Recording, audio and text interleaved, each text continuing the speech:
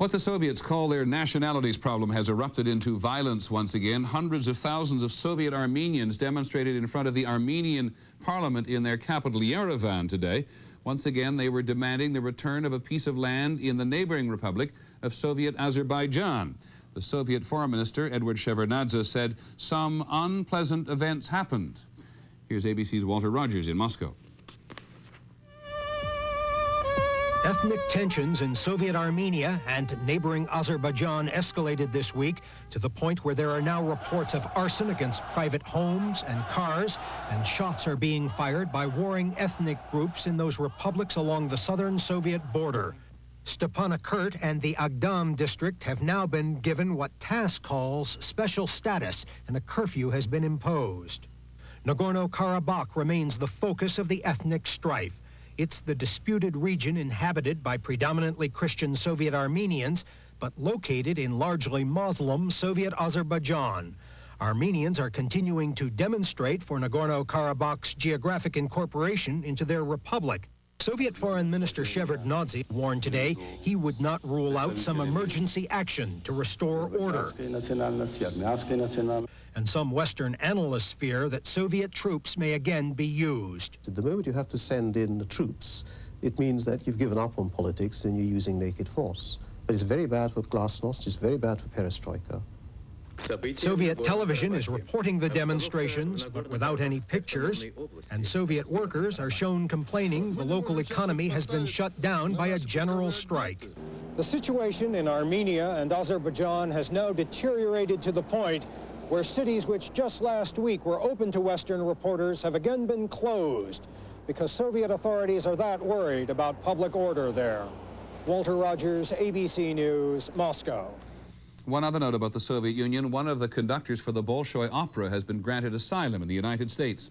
He defected in the Bolivian capital La Paz about a month ago. The latest military strongman in Burma has taken another step to consolidate his power. Today, General Sam Maung named himself Prime Minister. He'd already decided that he would be the Foreign and the Defense Minister as well.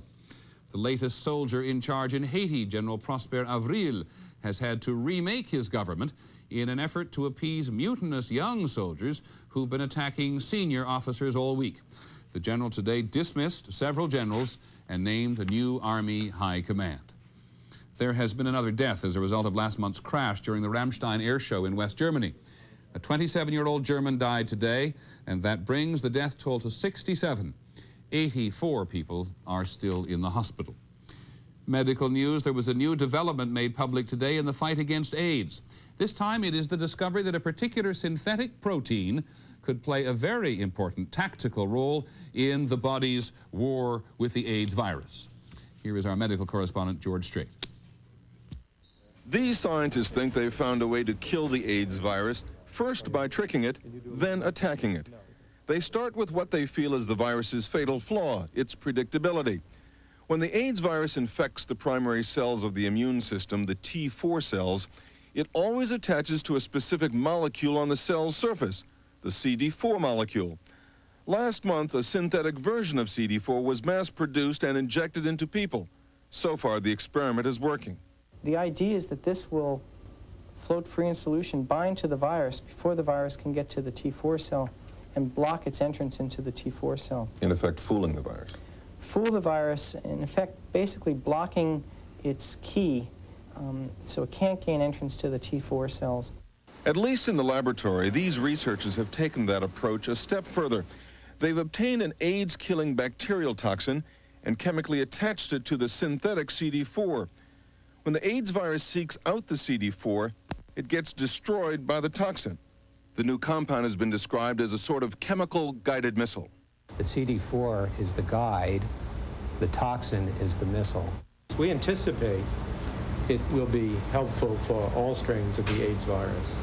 And that is because all strains of the AIDS virus we know about enter cells by binding to CD4.